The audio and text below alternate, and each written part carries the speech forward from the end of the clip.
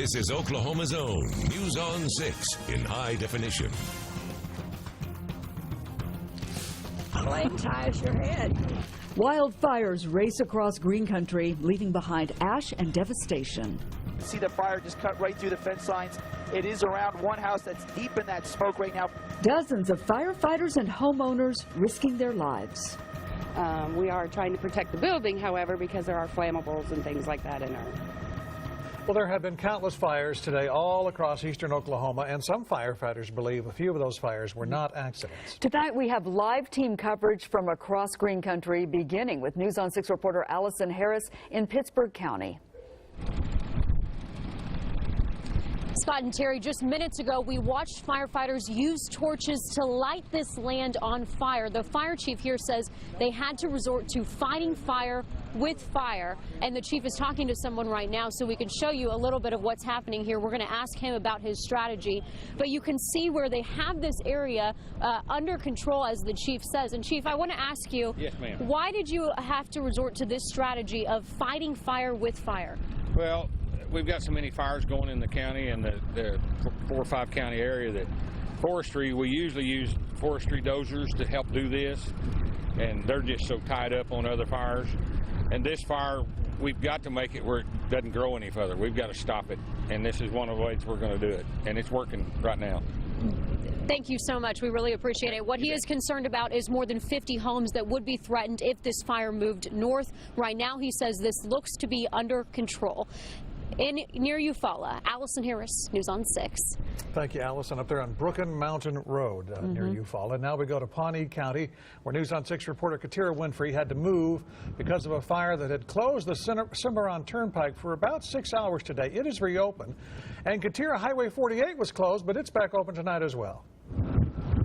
Yes, it is back open. We got off the street just to be safe, and we're sitting here in this Phillips 66 parking lot. But yes, we were over in Turlington where the fire was coming across the ridge. If you want to take a look at this video, we were able to shoot that before fire emergency crews asked us to leave. And when we first got there, it was just smoke out there, but eventually that fire started to rage on and it continued to grow. And we're told several homes were damaged and about 24 people had to be evacuated for safety reasons. And as I mentioned before, they had this road shut off just for safety, and now it's wide open. Before, they were having people detour or kind of wait it all out. We haven't been able to go all the way back there, but they say the head of the fire was under control, and now they're just doing some backfire to keep things under control. Reporting live in Pawnee County, Katira Winfrey, News on 6.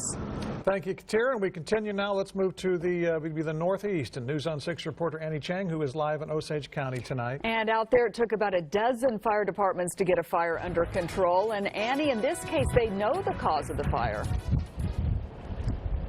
That's right, Terry and Scott. Authorities tell us that it all started when a power line fell. The wind knocked it over onto an oil lease property right behind us.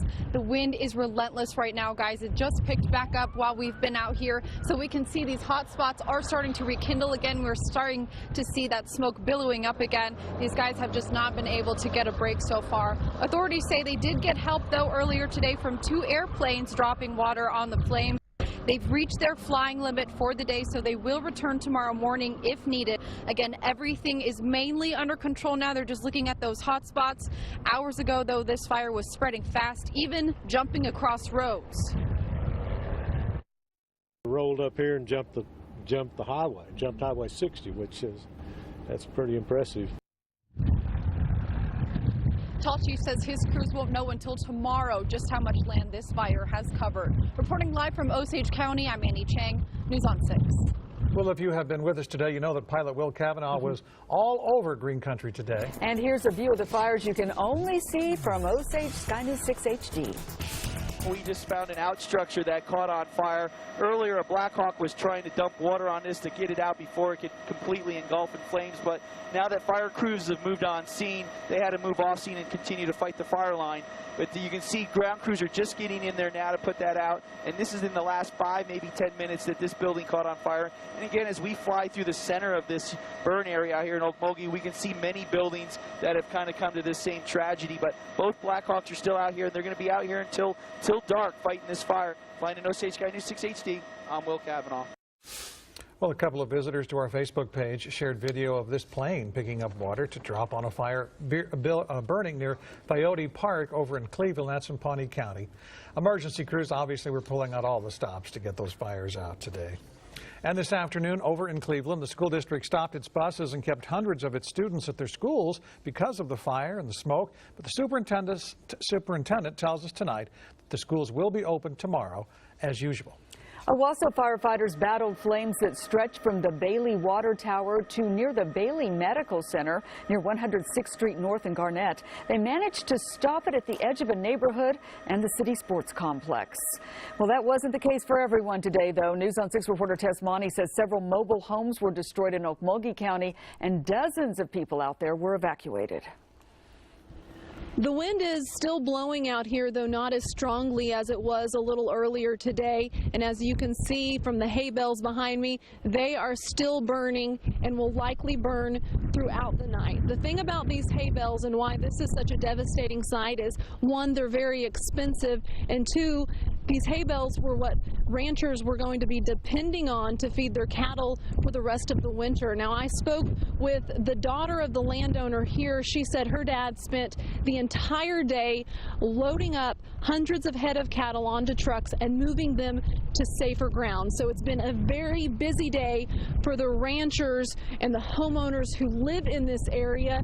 Of course, it's been a very long day for the many firefighters who have spent their entire day and now their evening fighting these fires. We, of course, want to thank them, and we know it's going to be a long night for them. In Okmulgee County, Tess Monty, News on 6. And we also want you to know the Red Cross has set up a shelter at the First Baptist Church in Okmulgee for all the wildfire evacuees. And News on 6 reporter Tony Russell's in Washington County, where a firefighter is recovering after troopers say he was hit by a car. A scary situation out here in Nowata on Highway 60 between Nowata and Veneta. We're told earlier this afternoon a firefighter working the scene with the Centralia Fire Department was trying to pull some hose and was struck by a driver going through the fire scene. Firefighter, we're told, airlifted to an area hospital in Tulsa, suffering a broken leg. The good news is the fire is contained. Sean Christian, the chief of the Centralia Fire Department, tells us the firefighter is expected to be okay. Don't go into the smoke if you can't see clearly. You don't know who's there and what they're doing. We're having a hard enough time keeping ourselves safe and keeping our trucks out of the way, and into the look for you, that's too much. Again, Highway 60 between Veneta and Nowata, just east of Highway 28, is reopened to this very large grass fire that involved several fire departments. Reporting in Nowata County, Tony Russell, News on 6. The skyline of Tulsa tells a story, with each building representing an important time in the city's history. Next at 10, what does the future hold for some of the city's less appreciated buildings? And as you have been seeing, the wind is still blowing viciously across our Osage Casino Skycam network tonight. Coming up, Travis tells us about the threat for more fires tomorrow.